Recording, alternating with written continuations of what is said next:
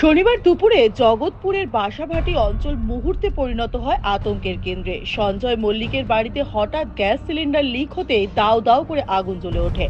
চারিদিকে ধোঁয়া, চাঁচা ছোলা আর ছোটাছুটি। যে কোনো মুহূর্তে ভয়ানক বিস্ফোরণে উড়ে যেতে পারত পুরো বাড়ি, এমনকি পাশের ঘরবাড়িও। ফায়ার ব্রিগেডে ফোন করা হলেও পৌঁছতে সময় লাগছিল। আরামবাগ এসডিপিওর নির্দেশে ঠিক সেই সংকট মুহূর্তে বজ্রগতিতে ঘটনাস্থলে হাজির হন খানাকুল থানার ওসি সমীর মুখার্জি।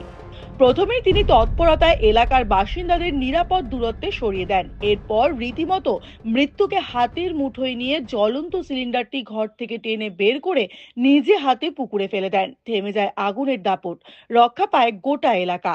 মানুষের জীবন বাঁচাতে এক সেকেন্ড দেরি করেননি ওসি সমীর মুখার্জি। তার এই তৎপরতা ও সাহসিকতা না থাকলে আজ ঘটতে পারত ভয়াবহ ট্র্যাজেডি। জগৎপুরে পুলিশ মানবিকতার নতুন দৃষ্টান্ত।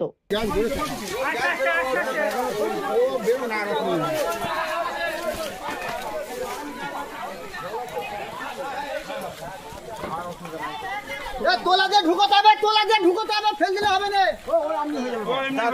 ওটা অটোমেটিক হয়ে যাবে। করতেন গ্যাসেই তো রান্না হয়।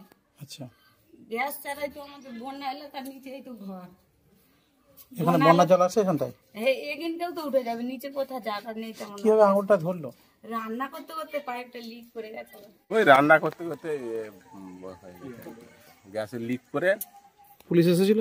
পুলিশ এসেছিল, হেল্প করেছে? হ্যাঁ হেল্প করে।